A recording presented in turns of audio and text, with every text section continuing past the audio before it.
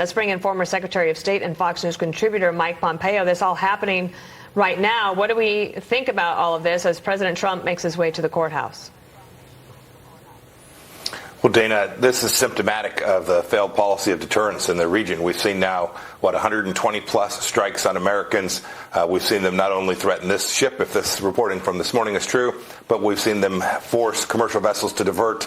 And we've now seen us have to defend against missiles coming at our naval ships in the Red Sea.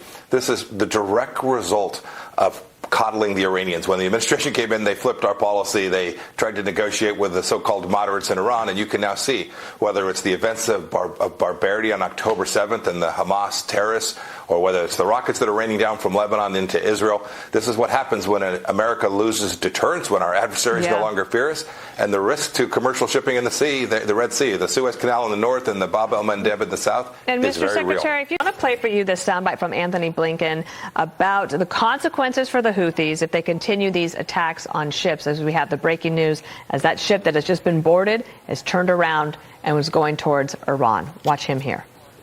As we've made clear, and many other countries made clear, there'll be consequences for the Houthis' actions.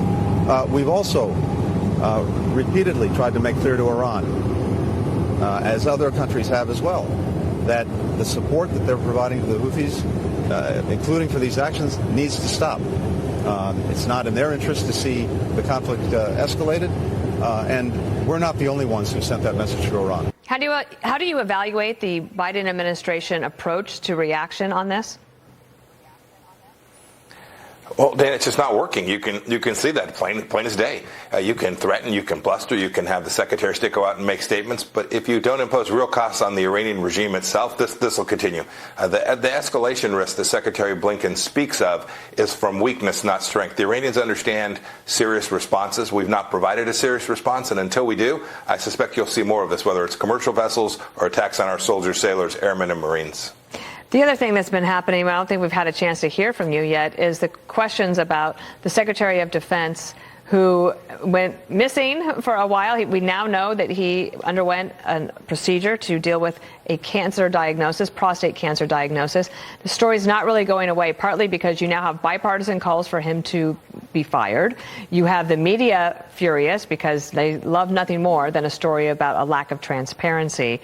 And here's John Kirby yesterday, call for number one, on the effort to get more information. Watch here. Throughout every step of the way, from the time we were notified until, yesterday when we all found out that he had prostate cancer, there was no lack of curiosity on our part, no lack of or slackening of an effort to try to find out what was wrong with him. You served on the national security team of the Trump administration. Can you imagine the Secretary of Defense not being reachable for several days and nobody knowing why? Dana, it's incomprehensible, and it's the former spokesperson. You must have just felt for John Kirby yesterday, because to say there's a lack of curiosity doesn't understand the core incompetence that surrounds how you can lose your Secretary of Defense, how the President of the United States can't know that his Secretary of Defense is having surgery, going under anesthesia, is in the hospital, and has got cancer. I spoke to President Trump as CI Director and Secretary of State nearly every day.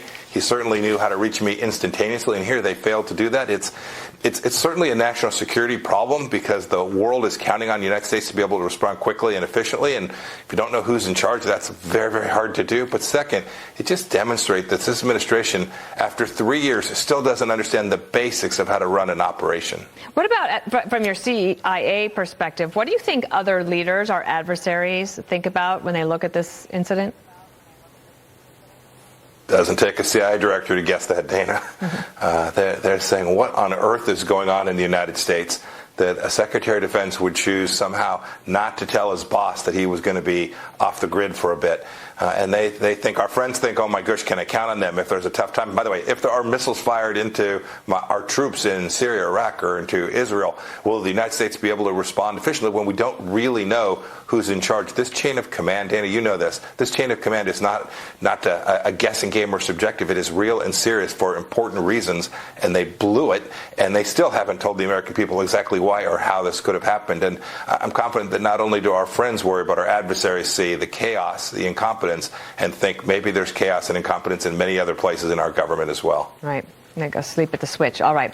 Mike Pompeo, thank you for bearing with us with that breaking news. Appreciate it. You bet. Yes, ma'am. Thank you, Dana.